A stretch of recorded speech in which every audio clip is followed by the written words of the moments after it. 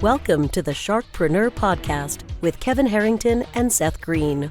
Kevin Harrington is the inventor of the infomercial, one of the original sharks from the hit TV show Shark Tank, and has generated over $5 billion in TV and digital direct response sales. Seth Greene is the world's first trusted authority on cutting-edge direct response marketing, a best-selling author, and the only 3-time Marketer of the Year nominee. On the podcast, Kevin and Seth interview sharkpreneurs who share straight talk on what it takes to explode your business. 49 faces looked to him in triumph. Over the last 12 months, they had each taken turns and promoted his business for a week at a time, driving over $987,342 in revenue. What if you had a network of 50 centers of influence who promoted your business every week for a year? Grab your copy of the #1 Amazon best-selling book, The Ultimate Guide to Growing Your Business with a Podcast, at 33% off the Amazon price by going to ultimatepodcastbook.com. Again, that website for 33% off the Amazon price is ultimatepodcastbook.com. Welcome to the podcast. This is your host, Seth Greene. Today, I've got the good fortune to be joined by Blake Harris. Blake, thanks so much for joining us. Seth, it's an honor to be here today. Thanks for having me. Oh, it is a pleasure to have you. Let's go back in time just a little bit. How did you get started? Well, that's a very good question because I will tell you this. They don't teach anything about offshore trust in law school. So it really was a matter of effort and luck that got me to where I am. When I started my own law practice over 10 years ago, my office was just a few blocks away from another attorney's office named Barry Engel. Barry Engel was the OG of the industry. He's the one who initially wrote the Cook Islands Trust asset protection law back in the 1980s. And he was a mentor of mine for many years before he passed away. I also went out into the field and I met with the various trust companies and banks all around the world, having traveled to around 50 different countries and built up a very large global Rolodex. And then on top of that, simply doing the work for clients. My firm has set records with several trust companies internationally for the most number of trusts registered. So it's just a matter of good mentorship, getting out in the field and riding the bike to learn how to ride a bike. I'm sure the longer version of that story can be in a book somewhere if it isn't already. So who is an ideal client for the type of asset protection work that you do?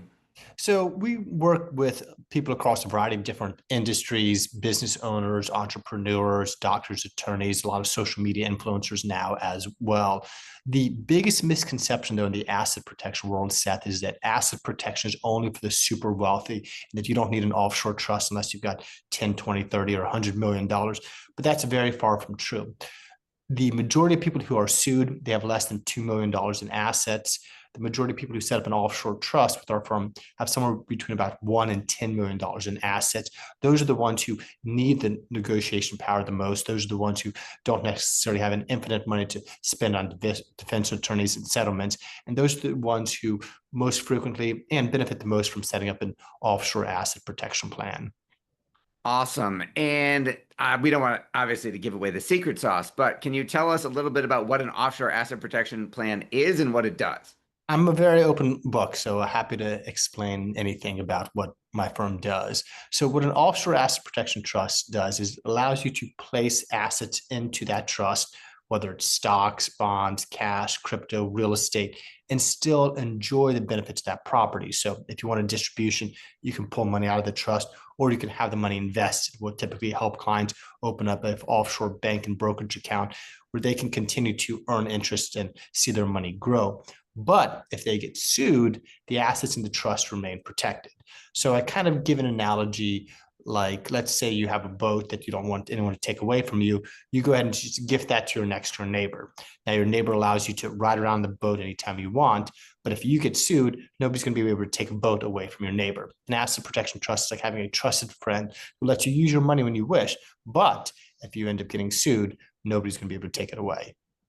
Which sounds like a beautiful thing, and I'm sure there's a number of other misconceptions around it as well. I'm sure one of the big ones that comes up all the time is this, am I using this to avoid taxes? Am I going to get in trouble with the IRS? How does that work? So the trust itself is a tax neutral structure. It does not increase your taxes. It does not decrease your taxes. You do have to report it to the IRS, and we provide our clients a detailed memorandum on how to complete those reporting requirements. But as long as those guidelines are followed, there's no increase in your chance of being audited. The IRS sees that you're reporting the IRS as an act of compliance, and they don't penalize you for that. So it's not going to do anything for you positive or negative in terms of taxes or being audited. It's primarily a tool for protection from lawsuits and litigation and divorce. And how far in advance? I mean, none of us have a crystal ball and know when that bad thing is going to happen, all of which we hope it's not going to happen to us. Is there any type of look back period? Like, when does one of these have to be set up? So the farther in advance of any litigation, the better. The more runway you have, the more settlement leverage you're going to have, the less aggressive the plaintiff attorney is going to be. The reality, though, is once the trust is set up and money's offshore and the trustee's controlling when that money's distributed, you get very solid protection as soon as that's set up. Now, the level of protection does increase slightly after 1 year, and it increases a little bit more after 2 years. But the protection, I'd say, is about 99% as soon as the trust is properly set up and funded, provided there's no pending action at the time you set up the trust. So, got to do it ahead of time. Exactly. And what are some, you obviously your client identities are confidential, but and so you could just make up a Mr. Smith or something. What are some of the most interesting cases that you've been able to work on and some of the unique ways you've been able to help people? So I had a client many years ago that hired my law firm that was in the process of, or that actually had just finished selling his business. He'd grown this business over the last 20 years. He found a buyer for the business as he was nearing retirement. The buyer and him agreed to a sale price of, let's say, around $12 million. It wasn't very long afterwards that the new buyer, who did not build a business from scratch, who did not understand the business as well as my client, saw profits start to fall quite quickly, and they looked to undo the deal. So they sued my client, claiming that the full $12 million should be repaid. My client had already sent a portion of that money to the IRS, and risk ending up in debt. Well, thanks to the fact that the client had set up a Cook Islands trust before a lawsuit started against him, he was able to negotiate and settle that claim for around $150,000, pennies on the dollar. I don't know how things would turn out without the Cook Islands trust, but I definitely think that we put him in a better position than he would have been had he not had the asset protection in place. Absolutely. You mentioned not just for the ultra wealthy, you've had a number, I mean, I think you've hundreds, if not thousands of these. What have been some of the biggest lessons you've learned along the way? Well, to reiterate what we talked about earlier, it's all about timing. That's the most important thing that you can do to give yourself an advantage in the asset protection world. I will say that it was quite a journey to get to my place, in that we focus exclusively on offshore trust. Early in my career, I will admit that I set up a number of domestic trusts with triggers to move them offshore in the event of duress. But I saw how much weaker the bargaining power was that my clients were getting. And I realized if I'm going to do something for my clients, I want to do it the right way, where not just they have the utmost confidence, but I have the utmost confidence as well. So it took some time to really understand the full landscape of asset protection, because there's a lot of bad information out there. There's a lot of confusing information out there. And ultimately, there's only one thing the clients want, and that's results. That's peace of mind. And we're able to do that by utilizing the most protected jurisdictions with the most reputable people in the industry, and utilizing the best banks from Switzerland, the best trust laws from Cook Islands, Nevis, or Belize. And it's the combination of the years of practice and experience and the traveling and the meeting with people and seeing cases play out for our clients that got us to this solution, where we really feel there's not a better strategy out there for protection of assets. Are the laws different in each of the, states in the United States? So when you're considering setting up an asset protection trust, you've got the domestic options and you've got the offshore options. In terms of domestic options, you're looking at states like Nevada, Alaska, Wyoming, Delaware. They all have their own asset protection trust law. I would say there's about 18 states that you can choose from. The problem with any domestic state is a domestic trust could be compromised by a domestic court order. Article 4, Section 1 of the U.S. Constitution requires that every state give full faith and credit to the judgments of every other state. So if you have a trust in one state, but there's a judgment from a different state, that could compromise the trust. Also, sometimes judges will be more result-oriented and not necessarily uphold the facts or the law and decide to break a trust. The benefit of the offshore trust is you don't have to worry about any of those issues I just talked about, the domestic trust. There's no U.S. court order that's going to break a foreign trust. There's no full faith and credit clause. These foreign jurisdictions make it very difficult for someone to go after the assets. So yes, there's different laws between different states. There's different laws between different countries in terms of the best countries for an asset protection trust for an American, where they will gladly and routinely work with American. You're looking at the Cook Islands, Nevis, and Belize as the top 3 jurisdictions. You've helped so many clients. What's your biggest challenge now? What's my biggest challenge? Well, we're still continuing to help lots of clients and help our clients navigate the field out there. There's a lot of information that I continue to put out, whether it's in books that I've written and continuing education that me or the other attorneys in my law firm have taught, but it's very much about getting our message out there. And when people understand that, yes, it's legal, yes, it's ethical, yes, it's going to, no, it's not going to increase your chance of being audited, then people tend to have a little light bulb in their mind and click. So it's not an issue so much of being able to do the work. We've got it very much down to a science. It's about getting the message out there and educating more people, because law schools are not teaching about the benefits of offshore trust. And it's a shame, because as attorneys, we need to be utilizing the best possible tools for our clients. And if law schools are not teaching it, well, then the burden falls on us attorneys to get the message out there about this opportunity for our clients. Talk a little bit about the books you've written. So everything I've written has been on the subject of asset protection. The most recent book that I published is Don't Let a Lawsuit Take Away Everything. And it's a manual that comprises a lot of the information that I will spend teaching new attorneys and new associates at our firm. So if you want to actually probably know more about asset protection, certainly know more about offshore asset protection than most attorneys, simply pick up a copy of that book and you'll be ahead of most attorneys in terms of understanding of offshore trust, simply because most attorneys know very little about offshore trust. Your passion is obvious. What do you like best about what you're doing? What I like best about what I'm doing, I like when we hear positive feedback from clients. An individual I just spoke with about 30 days ago, we set up a trust actually for his father many years ago. His father passed away. He was the next beneficiary. Well, his mother was the next beneficiary, but he's the one I've been communicating with.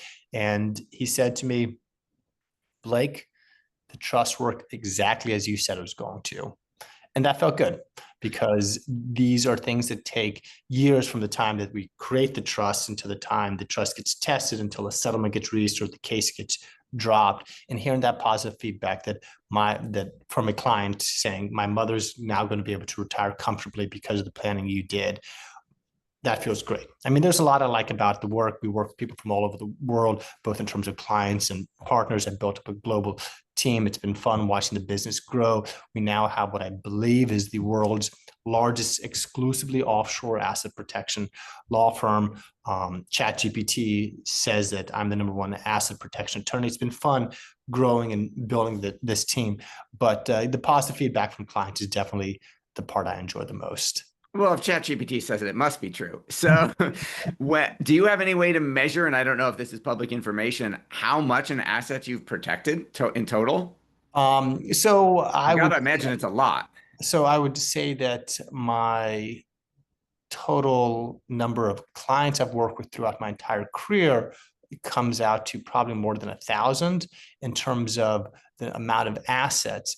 It's something that I haven't quite put a pin to. It's not an evenly distributed amount. I would say on average, well, I'd say the median probably falls only around maybe $2 to $3 million. The average probably falls a bit higher than that, because there's a few outlier clients who are very wealthy. Majority of our clients having a net worth somewhere between about $1 and $10 million.